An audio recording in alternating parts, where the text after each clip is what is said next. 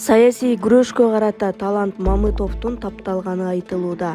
Өткөн парламенттик шайлоодон жыдып калган Талант Мамытовдун чоң кызматка келери айтылууда. Айрым билермандар баамдагандай, ал кайрадан президент Садыр Жапаровго жакындай баштадыбы.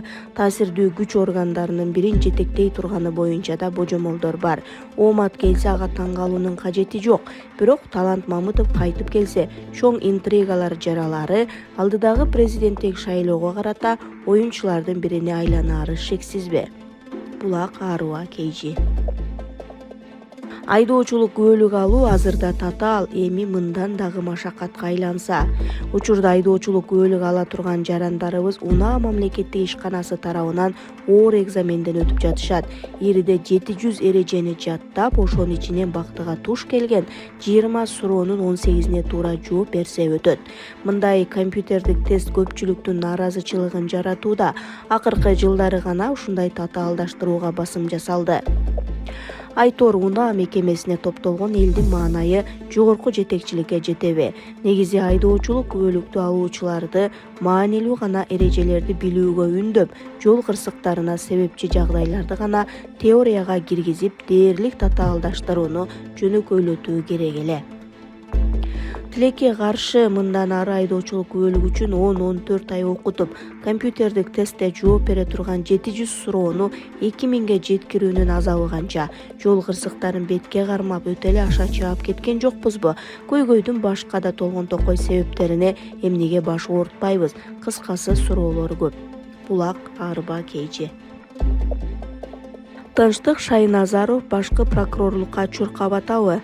БШК төрагасы Тынчтык Шайназаровго карата өткөн парламенттик шайлоо боюнча көптөгөн сындар айтылды. Катачылыктары кашкайып, нааразычылыктар жаралганын соц тармактардан көрүп угуп келдик. Натыйжада Шайназаров эрдик кылып салгансып, эми башкы прокурор болууга чуркап атабы? Бул боюнча тар чөйрөдө кеп кызыды. Шамал жүрбөсө чөптүн башы кыймылдабайт эмеспи? Кул жеймин дейт куйрукту, Кудай билет буйрукту демекчи, эми көрө жаталы. Айтмакчы саясатчы Жылдыз Жолдошова жакында билдирүү жасап, Тынчтык Шайназаров тергөөчү кезинде ири көлөмдөгү наркотикалык зат менен кармалганын билдирип чыкса, эмне үчүн реакция жасалган жок? Бул боюнча ар кандай версиялардан башка жымыкаларда жазып келишкен. Булак Аруа KG.